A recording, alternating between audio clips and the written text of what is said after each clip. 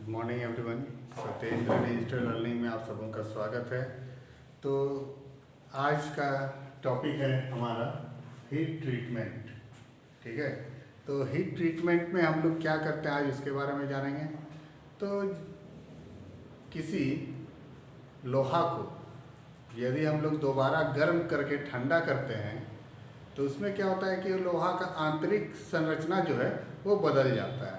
अगर किसी लोहा को अगर हार्ड करना हो तो उसको हम लोग हार्ड करते गर्म करते हैं, इसके बाद उसको फिर से ठंडा कर देते हैं। तो उससे क्या होता है, उसका संरचना बदला और वो हार्ड हो गया।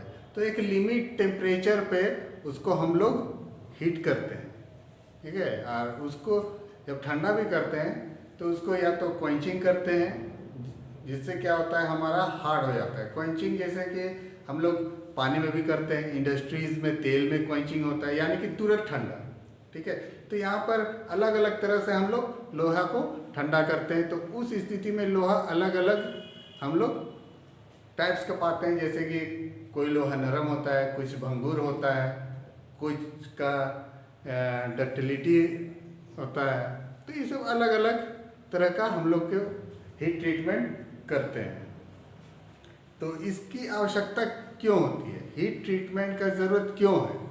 तो इससे क्या होगा कि जो कटिंग टूल्स को हम लोग हार्ड करते हैं तो उससे क्या होता है कि धातु को हम हीट ट्रीटमेंट करके हार्ड किए, इसके बाद वो दूसरा धातु को, नरम धातु को वो काट रहा है। ठीक है, अगर सब धातु एक ही टाइप का होगा तो कोई किसी को काट नहीं सकता है। ठीक, तो इसलिए हम लोग हीट ट्रीटमेंट करते हैं। और जैसे हार्ड धातु है उसको हम लोग हीट ट्रीटमेंट करके मुलायम भी कर सकते हैं, ताकि उसमें हम लोग मशीनिंग या कोई ऑपरेशन हम लोग कर सकें। और जैसे किसी लोहा में भंगुरता ज़्यादा है, ब्रिटलनेस ज़्यादा है, जैसे हम लोग उसको हथौड़ी से वहाँ चोट देंगे तो वो टूट जाता है। तो उसको भंगुरता का गुण को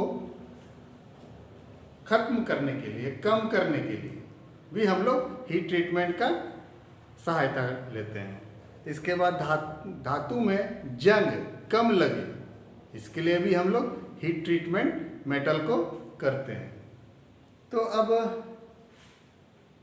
हम लोग जानेंगे कि अगर हम लोग धातु में हीट ट्रीटमेंट करते हैं तो कौन कौन सा गुण बदलता है, आंतरिक संरचना कौन कौन सा होता है, तो उसके बारे में जानेंगे। तो सबसे पहले जो है वो है फेराइट।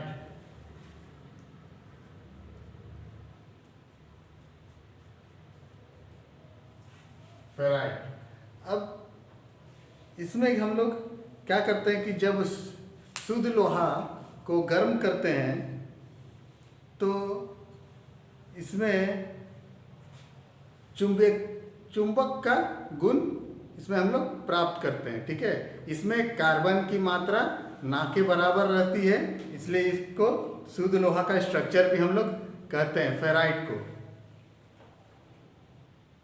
तो जब इसको हम लोग हीट ट्रीटमेंट करते हैं धातु को, तो इसमें जो गुण आता है वो नर्म रहता है और डक्टाइल रहता है। ठीक है, लोहा फेराइट में नरम हो जाता है और डक्टाइल का मतलब है कि उसको हम लोग टान के उसको तार के रूप में बना सकते हैं।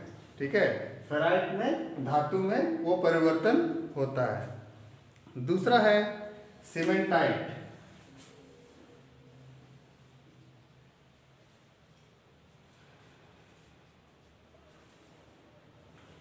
सीमेंटाइट ये सीमेंटाइट जो है फेराइट और कार्बन का रासायनिक मिश्रण है। ठीक है, तो इसमें होता है स्ट्रक्चर बहुत हार्ड और ब्रिटल हो जाता है। मेटल को ये हार्डनेस प्रदान करता है। क्यों? क्योंकि इसमें फेराइट और कार्बन मिल जाता है। तो जहां कार्बन मिल गया तो वो मेटल हार्ड हो जाता है। और ब्रिटल का मतलब है कि वो भंगुर हो जाता है, उसमें हल्का सा भी चोट पड़ने से वो मेटल टूट जाता है। इसके बाद है पियरलाइट।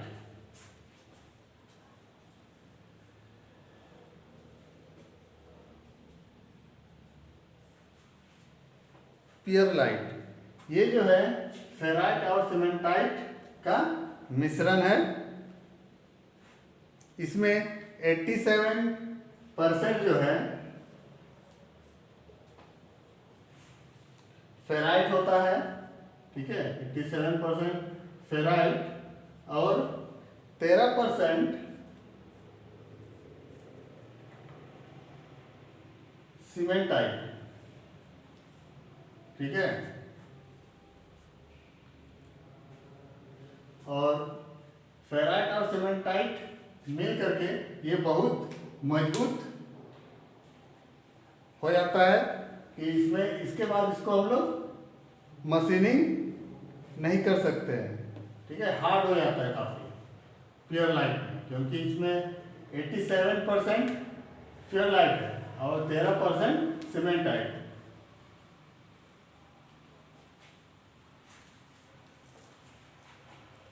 इसके बाद है अगला ऑस्टेनाइट।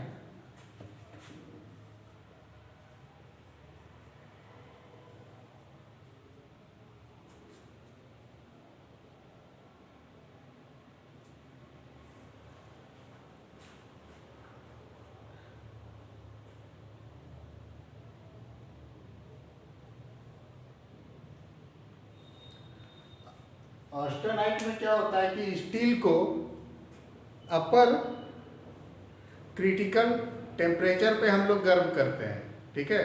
तो इस यहाँ पर देखिए कि अपर क्रिटिकल का जिक्र आ रहा है, तो दो तरह का आता है, एक लोअर क्रिटिकल टेम्परेचर और एक अपर क्रिटिकल टेम्परेचर, ठीक है। तो लोअर में क्या होता है कि जब हम किसी मेटल को हीट कर रहे हैं तो जहाँ से जितना टेम्परेचर से लोहा के अंदर का संरचना बदलने लगता है उस टेम्परेचर को हम लोग लोअर क्रिटिकल टेम्परेचर बोलते हैं, ठीक है। और अपर क्रिटिकल टेम्परेचर वो होता है कि यहाँ पर उसका संरचना बदल चुका होता है। इसके माने मान लीजिए 150 डिग्री सेंटीग्रेड में हम लोग का अंदर का संरचना बदल चुका है। अगर हम लोग 160 भी करते हैं तो उसमें और कोई परिवर्तन नहीं हो रहा है, तो ये जो 150 डिग्री सेंटीग्रेड है ये अपर क्रिटिकल टेम्परेचर है, ठीक है। तो ऑस्टेनाइट में हम लोग अपर क्रिटिकल टेम्परेचर में लोहा को गर्म करते हैं और उसका आंतरिक जो संरचना है उसको पूरा तरह से हम लोग बदल देते हैं। इस प्रकार जो स्ट्रक्चर इसमें चेंज होता है वो ऑस्टेनाइट कहलाता है। और इस स्थिति में उस लोहा में वो नॉन मैग्नेटिक हो जाता है, ठीक है, उसमें अब मैग्नेटिक का गुण नहीं रहता है।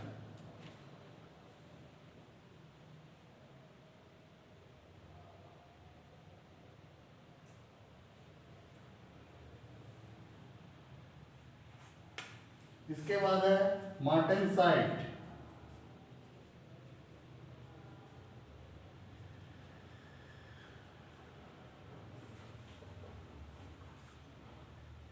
मार्टेनसाइट यह ऑस्टेनाइट स्ट्रक्चर वाली स्टील जो इसको हम लोग गर्म किए और इसको तुरंत ठंडा कर देते हैं हम लोग, ठीक है।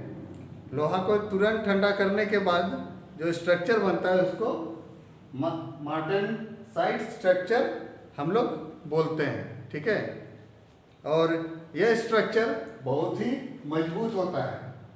जैसे इस यहाँ पर पियरलाइट में हम लोग जाने थे वो बहुत मजबूत होता है मैट, तो उसी तरह इसमें भी जो धातु है जिसको हम हीट ट्रीटमेंट कर रहे हैं वो बहुत हार्ड हो जाएगा। तो आज के लिए इतना ही। नेक्स्ट क्लास में इससे आगे हम लोग देखेंगे हीट ट्रीटमेंट कितने तरह से किया जाता है। आज तब तक के लिए धन्यवाद।